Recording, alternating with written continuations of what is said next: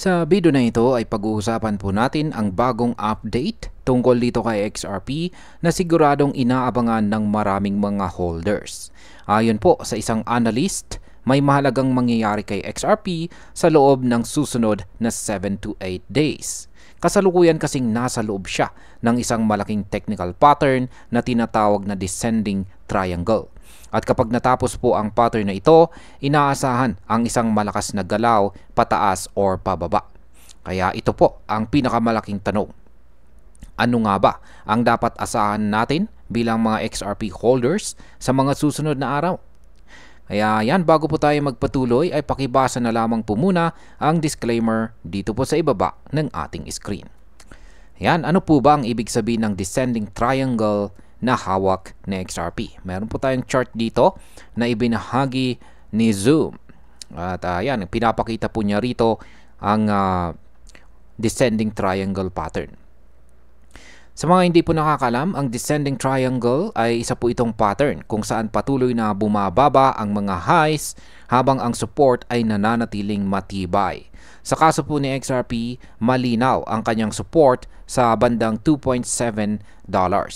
Noong umpisa po ng buwan ng September, ayan, itong buwan pong ito, tines na niya ang support na ito matapos po siyang bumagsak mula sa $3 na price level. Sa kabilang banda, ang kanyang mga highs ay patuloy po na kinukontrol ng isang descending trend line na nagsimula pa noong early August or umpisa ng buwan ng August. Ang ganitong setup ay parang funnel na lumiliit habang papalapit sa dulo. Kapag dumating po sa puntong yan, karaniwang may malakas na breakout or breakdown. Ang possible market impact po dito ay kung manatiling matatag ang support at mabasag po ang trend line pataas, posibleng makakita tayo ng biglaang rally. Pero kung tuluyang bumigay po ang support, maaring magkaroon ng mas malalim na pagbagsak. Ngayon ay ano po ang kasalukuyang sitwasyon ng presyo ni XRP? Sa ngayon, nasa bandang $2.8 itong si XRP. Masasabi po natin na parang nasa gitna po siya ng laban dahil hawak pa rin ng mga buyers ang $2.7 na support. Pero ramdam po ang bigat ng selling pressure dahil hindi po niya matakasan ang pababang trendline dito. Nito pong huling bahagi ng buwan ng August hanggang umpisang ng buwan ng September, nakitaan po ng underperformance sa XRP dahil paulit-ulit niyang tinest ang lower boundary ng kanyang triangle. Ibig pong sabihin nito ay medyo nangingibabaw ang sellers sa maikling panahon. Pero dahil hindi bumigay ang support, may tsansa pa ring sumalo ang mga buyers at ibalik ang momentum. Kaya ang possible market impact po dito ay kung manatiling stable sa $2.8 sa XRP, maaari itong magsilbing launching pad para sa susunod na rally. Pero kung mabasag po ang $2.7, magbibigay ito ng negatibong signal at posibleng magdulot ng panic selling. Ngayon ay ano po ang susunod na resistance level na dapat po nating bantayan?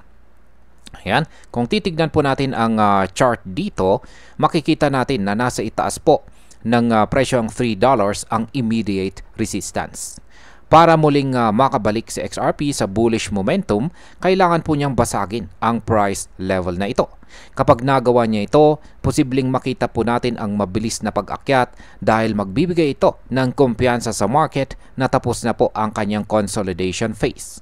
Kaya ang possible market impact po dito ay ang breakout sa presyong $3 ay magpapakita ng renewed strength ni XRP at maaari pong magdulot ng FOMO mula sa ibang mga traders. Pero kung mabigo po siyang lampasan ito, mananatili siya sa triangle at patuloy na magiging mahigpit ang kanyang galaw. Ngayon ay ano po ang inaasahan sa loob ng 7 to 8 days? 7 hanggang 8 araw. Ayon po sa analyst na si Zoom, ang triangle na XRP ay tila nagsasara na po sa loob ng susunod na 7 to 8 days. Hindi ito direktang price prediction kundi isang projection base sa structure ng chart. Sa madaling salita, inaasahan po na matatapos ang sideways movement at papasok na sa mas malinaw na direksyon sa XRP bago tuluyang magsara ang triangle. Ang possible market impact po dito ay kapag dumating ang breakout bago pa man magsara ang triangle, posibleng magkaroon po ng sudden volatility. Kaya dapat maging handa po tayo bilang mga traders at investors kung sakaling may bigla ang paggalaw sa presyo. At ayan, bilang panghuli, sa aking pananaw, ang sitwasyon po ni XRP ngayon ay isang classic na halimbawa ng paghahanda bago ang malaking galaw. Nasa critical na zone siya kung saan parehong may chance ang buyers at saka sellers. Ang pinakamalaga sa ngayon ay bantayan po natin ang $2.7 support at ang $3 na resistance. Kung alin man dito ang mabasag, yan na ang magsisilbing signal ng susunod na direksyon ng XRP. Kaya para po sa mga holders, ang susunod na 7 to 8 days ay magiging napakalaga sa pagtukoy kung saan patutungo ang kanyang kwento. At ayan, hanggang dito na lamang po tayo sa video na ito mga ka-crypto. Marami pong salamat sa panunood. Ingat po tayo lagi at God bless po sa ating lahat.